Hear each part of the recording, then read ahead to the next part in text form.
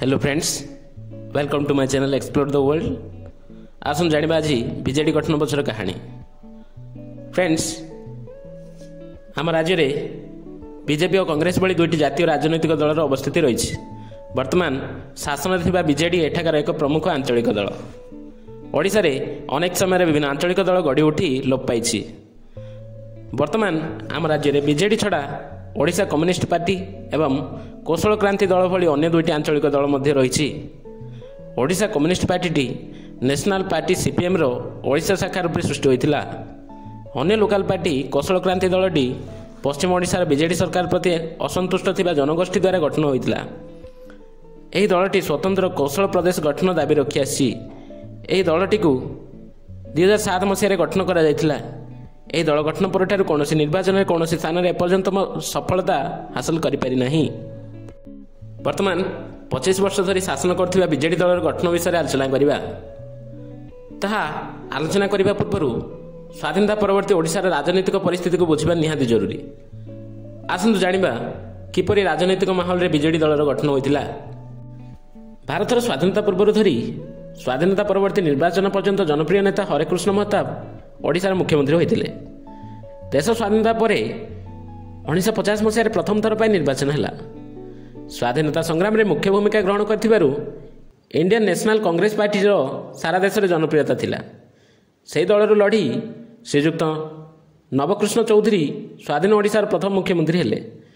से समय अनेक वर्ष धरी ओडिशा रे इंडियन नेशनल कांग्रेस पार्टी शासन चलला। कांग्रेस दलरू नवकृष्ण चौधरी पर हरेकृष्ण महताब 1956 मसीह 1961 मसीहा पर्यंत मुख्यमंत्री हेले। तांकपरे ओडिशा रे प्रभात पुरुष रूपे परिचित ए माटीर बरपुत्र श्रीजुक्त विजु पट्टनायक 1961 मसीह 1963 मसीहा पर्यंत मुख्यमंत्री होइतिले। से केंद्र राजनीति में सक्रिय हेबारु कांग्रेस श्रीजुक्त बीरेन मित्र 1963 मसीह 1965 मसीहा पर्यंत मुख्यमंत्री हेबार सौभाग्य पाइले। तांकपरे से दलरू सदाशिव त्रिपाठी 1965 मसीह 1967 मसीहा पर्यंत मुख्यमंत्री हेले। विंश शताब्दीर सप्तम दशक में समग्र भारतवर्ष सह ओडिशार राजनीति में एक विराट परिवर्तन देखादेला। 1962 मसीहा इंडिया चाइना युद्ध पर जवाहरलाल नेहरू शक्त मानसिक आघात पाइले। तांको मृत्यु पर सारा देश में इंडियन नेशनल कांग्रेस पार्टी लोकप्रियता कमिबार लागिला। तार प्रभाव ओडिशा राजनीति में पड़ा। यार सुजोग नहीं पश्चिम ओडिशार पाटनागढ़ शेष राजा राजेंद्र नारायण सिंहदेव स्वतंत्र पार्टी लड़ी मुख्यमंत्री रूपे शासनभार ग्रहण कले। यापरे देश राजनीति में श्रीमती इंदिरा गांधी को आविर्भाव घटला। कांग्रेस कार्यभार ग्रहण करने मात्रे दल स्थिति देश में तथा ओडिशा रे दृढ़ होबार लागिला। 1971 मसीह कांग्रेस लड़ी विश्वनाथ दास एक वर्ष पर मुख्यमंत्री होबार सौभाग्य पाइले। यापरे श्रीमती नंदिनी शतपथी से दलरू 1972 1973 एवं 1974 1976 पर्यंत दुई थर मुख्यमंत्री हेले। से ओडिशार प्रथम महिला मुख्यमंत्री हेबार गौरव अर्जन कले। तांकपरे गंजाम मेट्रू विनायक आचार्य 1976 1977 मसीहा पर्यंत मुख्यमंत्री हेले। तांकपरे श्रीजुक्त नीलमणि राउतराय 1977 मसीह 1980 मसीहा पर्यंत मुख्यमंत्री होइतिले। 1980 मसीह ओडिशा राजनीति अन्य एक तुंग नेतांकर आविर्भाव है। ओडिशा राजनीति में निजर स्वतंत्र परिचय सृष्टि करथिबा तुंग नेता श्रीजुक्त जानकी वल्लभ पट्टनायक 1980 मसीह 1999 मसीहा पर्यंत लगातार दुई थर मुख्यमंत्री हेले। तांकपरे श्रीजुक्त हेमानंद विश्वाल कांग्रेस 1989 रु 1990 मसीहा पर्यंत मुख्यमंत्री होइतिले। 1990 मसीह ओडिशा राजनीतिर मोड़ परिवर्तन है। इंदिरा गांधी तिक्तता कारण इंडियन नेशनल कांग्रेस पार्टी छाड़िथिबा जनप्रिय नेता विजु पट्टनायक 1990 मसीह जनता दल तरफ मुख्यमंत्री प्रार्थी रूपे लड़ी विजय लाभ कले। 1995 मसीहा साधारण निर्वाचन में षड्यंत्र शिकार होई विजु पट्टनायक जानकी वल्लभ पट्टनायक परास्त हेले। से लोकसभा निर्वाचन लड़ी जनता दल सांसद हेले और केंद्र एनडीए सरकार स्टील मंत्री रूपे कार्यभार संभाळिले। सेतेबेले केंद्र भारतीय जनता पार्टी रे लालकृष्ण आडवाणी और अटल बिहारी वाजपेयी भली विचक्षण नेतांकर आविर्भाव घटिला। सेमानक द्वारा आकृष्ट होई विजु पट्टनायक जनता दलर सहकर्मी बीजेपी दल में सामिल होगापी इच्छा प्रकाश कले। किंतु हठात 1997 मसीह विजु पट्टनायक मृत्यु घटला। ତାଙ୍କ ସହକର୍ମୀମାନେ ବିଜେପିରେ ସାମିଲ ହେବା ପାଇଁ ଇଚ୍ଛା କରିଥିବା ସମୟରେ କେନ୍ଦ୍ର ବିଜେପିର ନେତୃତ୍ୱଭାର ସମ୍ଭାଳୁଥିବା ମହାରାଷ୍ଟ୍ରର ବିଚକ୍ଷଣ ନେତା ପ୍ରମୋଦ ମହାଜନ ଏକ ଆଞ୍ଚଳିକ ଦଳ ଗଢ଼ିବାକୁ ପରାମର୍ଶ ଦେଇଥିଲେ। ତାଙ୍କ ମତ ଏହା ଥିଲା ଯେ ଯଦି ଜନତା ଦଳର କର୍ମୀ ବିଜେପିରେ ସାମିଲ ହୁଅନ୍ତି, ପୂର୍ବରୁ ଓଡ଼ିଶାରେ ବିଜେପିର ପ୍ରେଜେନ୍ସ ନଥିବାରୁ ଭୋଟ ଟ୍ରାନ୍ସଫର ହେବାରେ ବହୁତ ବର୍ଷ ଲାଗିଯିବ, ଯାହାଫଳରେ ଓଡ଼ିଶାରେ କଂଗ୍ରେସ ପାର୍ଟି ଅଧିକ ସୁଦୃଢ଼ ହେବ। ବିଜୁ ପଟ୍ଟନାୟକଙ୍କ ମୃତ୍ୟୁ ପରେ ତାଙ୍କ ଆସନରୁ ସାନି ନିର୍ବାଚନ ଲଢ଼ିବା ପାଇଁ ତାଙ୍କ ପରିବାରର ଜଣେ କାହାରିକୁ ଠିଆ କରିବା ପାଇଁ ଜନତା ଦଳର କର୍ମୀମାନେ ସ୍ଥିର କଲେ। ବିଜୁବାବୁଙ୍କ ବଡ଼ ପୁଅ ପ୍ରେମ ପଟ୍ଟନାୟକ ଏବଂ ତାଙ୍କ ଏକମାତ୍ର ଝିଅ ଗୀତା ମେହେଟା ଏହି ପ୍ରସ୍ତାବରେ ରାଜି ହେଲେ ନାହିଁ, କିନ୍ତୁ ଲଣ୍ଡନରେ ରହୁଥିବା ତାଙ୍କ ସାନ ପୁଅ ନବୀନ ପଟ୍ଟନାୟକ ନିର୍ବାଚନ ଲଢ଼ିବା ପାଇଁ ରାଜି ହେଲେ। ସହାନୁଭୂତି ଭୋଟ ପାଇ ବିଜୟୀ ହେଲେ। ସେ ପୁଣି 6 ମାସ ପାଇଁ କେନ୍ଦ୍ରରେ ଷ୍ଟିଲ୍ ମନ୍ତ୍ରୀ ରୂପେ କାର୍ଯ୍ୟ କଲେ। ଜନତା ଦଳର କର୍ମୀମାନେ 1997 ମସିହା ଡିସେମ୍ବର 26 ତାରିଖରେ ବିଜୁବାବୁଙ୍କ ନାମରେ ବିଜୁ ଜନତା ଦଳ ଗଠନ କଲେ ଓ ନବୀନ ପଟ୍ଟନାୟକଙ୍କୁ ମୁଖ୍ୟ ସ୍ଥାନ ପ୍ରଦାନ କଲେ। ଏହି ବିଜେଡି ଦଳ ବିଜେପି ସହ ମେଣ୍ଟ କରି 2000 ମସିହା ସାଧାରଣ ନିର୍ବାଚନରେ ଲଢ଼ି ମେଣ୍ଟ ସରକାର ଗଠନ କଲା। ବିଜୁବାବୁଙ୍କର ଓଡ଼ିଶାରେ ଖ୍ୟାତି ଥିବାରୁ ସହାନୁଭୂତି ଭୋଟ ପାଇ ବିଜେଡି ଦଳ ଶାସନକୁ ଆସିଲା। 1 ବର୍ଷ ପୂର୍ବରୁ 1999 ମସିହା ମହାବାତ୍ୟା ଓଡ଼ିଶାର ସ୍ଥିତିକୁ ଦୋହଲାଇ ଦେଇଥିଲା।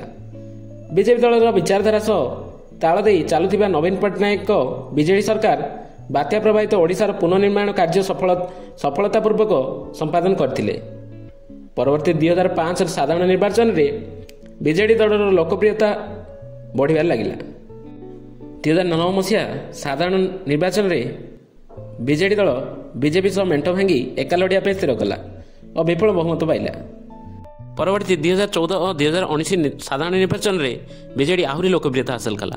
2019 ନିର୍ବାଚନରେ ସର୍ବମୋଟ 147 ବିଧାନସଭା ଆସନରୁ 110ଟି ଆସନରେ ବିଜୟ ଲାଭ କରି ବିଜେଡି ଏକ ନୂଆ କୀର୍ତ୍ତିମାନ ସୃଷ୍ଟି କଲା। ଏହିଭଳି ଭାବେ ଦୀର୍ଘ 25 ବର୍ଷ ଧରି ବିଜେଡି ଦଳର ବିଜୟ ଯାତ୍ରା ଚାଲି ଆସିଛି।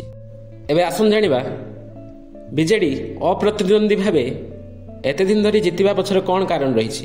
ଫ୍ରେଣ୍ଡସ୍, ବିଜେଡି ଦଳ ଗଠନର ପ୍ରଥମ ପର୍ଯ୍ୟାୟରେ ଓଡ଼ିଶାକୁ ଦୀର୍ଘ ଦିନ ଧରି ଶାସନ କରିଥିବା ଇଣ୍ଡିଆନ୍ କଂଗ୍ରେସ ପାର୍ଟି ଏହି ଦଳର ମୁଖ୍ୟ ପ୍ରତିଦ୍ୱନ୍ଦ୍ୱୀ ଦଳ ରୂପେ ରହିଥିଲା।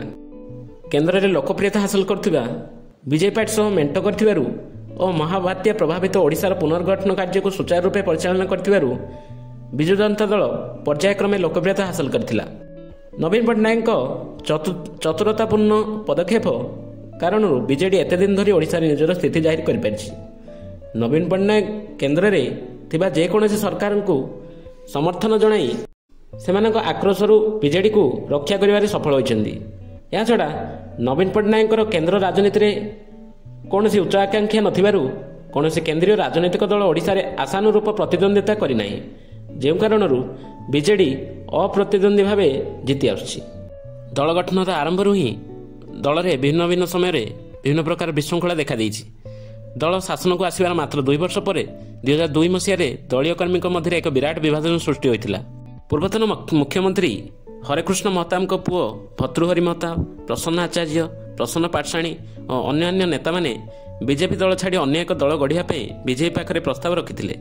ଏହା ପୂର୍ବରୁ 2000 ମସିହାରେ ଦିଲ୍ଲୀପ ରାୟଙ୍କ ଭଳି ନେତାଙ୍କୁ ଉଚ୍ଚ ଆକାଂକ୍ଷାର ଆରୋପ ଲଗାଇ ବିଜେଡି ବିତାଡ଼ିତ କରିସାରିଥିଲା।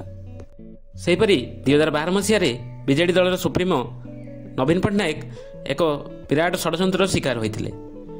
2012 ମସିହାରେ ଅବସରପ୍ରାପ୍ତ ପ୍ରଶାସନିକ ଅଧିକାରୀ ବିଚକ୍ଷଣ ରାଜନୀତିଜ୍ଞ ପ୍ୟାରୀମୋହନ ମହାପାତ୍ର ବିଜେଡି ଦଳର ସମସ୍ତ କ୍ଷମତା ନିଜ ହାତକୁ ନେବା ପାଇଁ ନବୀନ ପଟ୍ଟନାୟକଙ୍କୁ ନିଷ୍କ୍ରିୟ କରିବା ପାଇଁ ଉଦ୍ୟମ କରିଥିଲେ। ଏହି ଉଦ୍ୟମକୁ ନବୀନ ପଟ୍ଟନାୟକ ବିଫଳ କରିଥିଲେ। ନବୀନ ପଟ୍ଟନାୟକ ନିଜକୁ ଅସୁରକ୍ଷିତ ମନେକରି ଅନେକ ସମୟରେ ବିଭିନ୍ନ ପୁରୁଣା ଓ ଟାଣୁଆ ନେତାଙ୍କୁ ଭିନ୍ନ ଭିନ୍ନ ଆରୋପ ଲଗାଇ ବିଜେଡି ଦଳରୁ ବିତାଡ଼ିତ କରିଛନ୍ତି। ଏହିଭଳି କେତେକ ନେତାଙ୍କର ଉଦାହରଣ ହେଲା ବ୍ରଜକିଶୋର ତ୍ରିପାଠୀ, ଅର୍ଜୁନ ସେଠୀ, ଦିଲ୍ଲୀପ ରାୟ, ବୈଜୟନ୍ତ ପଣ୍ଡା, ବିଜୟ ମହାପାତ୍ର, ଦାମ ରାଉତ ଇତ୍ୟାଦି। ଏହିଭଳି ଭାବେ ନବୀନ ପଟ୍ଟନାୟକଙ୍କ ବିଜୁ ଜନତା ଦଳ ଓଡ଼ିଶାରେ 25 ବର୍ଷ ଧରି ଶାସନ କରିଆସିଛି। ବର୍ତ୍ତମାନ ମଧ୍ୟ ଦଳୀୟ ଶୃଙ୍ଖଳାକୁ ନେଇ ପ୍ରଶ୍ନବାଚୀ ସୃଷ୍ଟି ହୋଇଛି। ଅନେକ ବିଜେଡି ଦଳର ନେତା ବର୍ତ୍ତମାନ ଦଳ ଛାଡ଼ି ଅନ୍ୟ ଦଳମାନଙ୍କରେ ଯୋଗ ଦେଇଛନ୍ତି।